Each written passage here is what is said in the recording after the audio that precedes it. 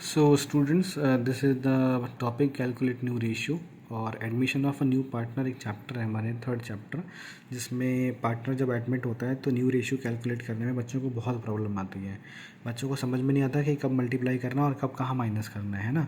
सो हर एक नया क्वेश्चन आपके लिए डिफरेंट क्वेश्चन होगा, डिफरेंट स्ट्रेटजी के साथ होगा। बट मेरे हिसाब से अगर आप इन दो क्वेश्चंस को अच्छे से सीख लेते हो तो आपके सारे क्वेश्चंस करने में आपको बहुत ईजी रहेगा। जैसा कि आप देख ही रहे होगे, इसमें लिखा है मैंने without condition and with condition. अब ये विदाउट कंडीशन और कंडीशन में डिफरेंस क्या होता है वो समझने की कोशिश करते हैं। देखो, ये तो आपने देखा ही होगा कि अगर मैं बोलूँ कि पार्टनर ए और बी दो पार्टनर्स हैं, अगर इसका 60% रेशियो इसका 40% रेशियो है तो दोनों का मिला के 100% बनता है ना। सेम उसी तरीके से जब हम लोग फ्रैक्शन की बात करते हैं, रेशियो की बात करते हैं, तो ए और बी का रेशियो क्या है? 3:2।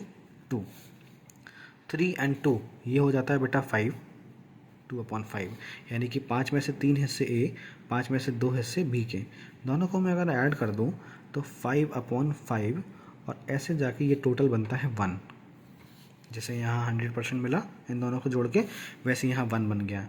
अब सपोज़ मैं अगर नए पार्टनर को 20 रुपीज़ इसमें से दे दूँ तो बचा हुआ 80 रुपीज़ किसका होगा? ए और बी का। सेम ये टोटल प्रॉफिट जो 1 है ना, ये किसका है? ए और बी का, यानी कि 100 रुपीज़। और इसमें से अगर हम लोग 1/5 जो कि रिक्वायरमेंट है नए पार्टनर की, अगर ये शेयर हम सी को दे दें तो बचा हुआ 4/5 किसका होगा? ए और बी का। ठीक है। अब कैसे सर? 5 में से एक हिस्सा हमने किसको दे दिया? सी को, तो 5 में से 1 गया तो 4, यानी कि 4/5 बचा हुआ है। दिस 4/5 ए और बी का, क्योंकि इन लोगों का रेशियो ऑलरेडी क्या चल रहा था? 3:2। बस यही आपको करना है कैलकुलेशन कि ए, बी और सी, यानी कि 4/5 में ए का रेशियो था 3/5, उसी 4/5 में बी का रेशियो है 2/5 और सी को चाहिए 1/5, यानी कि 12/25, 8/25 एंड ये डिनोमिनेटर 25 है, ये भी डिनोमिनेटर 25 है, तो ऐसे भी 25 करने के लिए क्या किया? 5 से मल्टीप्लाई नीचे और 5 से ऊपर, यानी कि इनका रेशियो आ गया 12, 8 और 5। कुल मिला के बात आप समझ गए होंगे। जब भी नए पार्टनर की तरफ से कोई कंडीशन नहीं होती है तो टोटल शेयर, यानी कि लेट द प्रॉफिट टोटल 1 में से सी को हिस्सा देने के बाद जो बचा हुआ शेयर होगा उसमें से ही हम लोग उनके रेशियो का मल्टीप्लाई करके नया रेशियो फाइंड आउट कर लेंगे। अब विद कंडीशन का क्या होता है देखिए, इसमें क्या लिखा था कि A and B are the partners in the ratio 3:2, they admit C for 1/5 share, calculate new ratio. A different thing is A and B are the partners in the ratio 3:2. They admit C for 1/5 share, the same, but condition शुरू हो जाती है यहाँ से, which he acquire his share from A and B in the ratio 2:1। ये है condition. यानी कि जब भी कंडीशन होगी आपके सामने इस तरीके की, तब आप क्या करेंगे? A, B and C। ए का रेशियो कितना है? 3:5, 2/5 और सी को कितना चाहिए? 1/5। देखो ये है ना रेशियो, यानी कि 3/5 ए का और बी का 2/5। तो रेशियोज़ के हम लोगों ने यहाँ लिख लिए फ्रैक्शंस। अब क्योंकि कंडीशन है तो कंडीशन को पहले हम लोग सॉल्व करेंगे। कंडीशन क्या है? जो सी है उसको 1/5 शेयर चाहिए, वो भी इस रेशियो में ए और बी से। अब क्या करना है हम लोग को? बस यही याद रखना है, यही टेक्निक आपको याद रखनी है कि 1/5 का मल्टीप्लाई करेंगे हम लोग इसमें और एक बार मल्टीप्लाई करेंगे इसमें। देखो 1/5 इंटू 2/3, ये 3 कहाँ से आया? 1 एंड 2 एंड 1 3, यानी कि 2/15 ये कौन देगा? ए। और 1/5 का 1/3 यानी कि 1/15 कौन देगा? बी।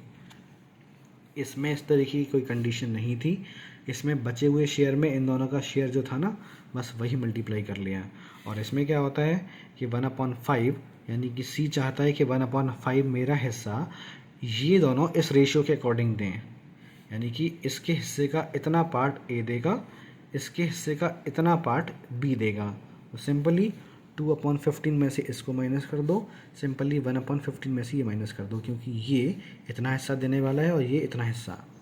एलसीएम 15, 5 3 ज़ा 15 एंड 3 3 ज़ा 9, माइनस 15 बन जा 15 एंड 2 7/15। अगेन एलसीएम 15, 5 3 ज़ा 15 एंड 3 2 ज़ा 6 माइनस 1 5/15। और बेटा इसका डिनोमिनेटर 15, इसका डिनोमिनेटर 15, तो ऐसे भी 15 करने के लिए क्या करना पड़ेगा, 3 से मल्टीप्लाई नीचे तो 3 से मल्टीप्लाई ऊपर, यानी कि द आंसर इज 7 5 एंड 3। अब देखो 7 5 12 और 12 और 3 15 हो गया। देखो फिर से सुन लो मेरी बात को, ये बिना कंडीशन वाला क्वेश्चन है और ये विद कंडीशन वाला क्वेश्चन है। बिना कंडीशन वाले में टोटल प्रॉफिट 1 कैसे निकला वो मैंने बता ही दिया था। इस 1 में से नए पार्टनर का हिस्सा जो भी होगा उसको अलग करने के बाद बचे हुए शेयर में से इन दोनों का रेशियो मल्टीप्लाई करके निकाल लेना है हम लोगों को, ठीक। बट कंडीशन वाले क्वेश्चन में which he acquire from his share from A and B in the ratio 2:1। तो पहले उस कंडीशन को सॉल्व करना है कि अपना हिस्सा वो किस तरीके से दोनों पार्टनर से लेगा, वो हिस्सा निकाला हमने और उस हिस्से को उनके ओरिजिनल शेयर में से माइनस कर दिया और हमारा न्यू रेशियो फाइंड आउट हो गया। तो मैंने ये वीडियो इसलिए बनाया कि ये इंट्रोडक्टरी वीडियो है और मैं चाहता हूँ कि आपके लिए हर क्वेश्चन का सोल्यूशन हो। तो आपको मेरे समझाने का तरीका कैसा लगा मुझे कमेंट बॉक्स में ज़रूर बताएं और मेरे चैनल को सब्सक्राइब भी कर लें, क्योंकि मैं सारे क्वेश्चंस का सोल्यूशन आपको अब नेक्स्ट वीडियोस में देने वाला हूँ। Thank you so much.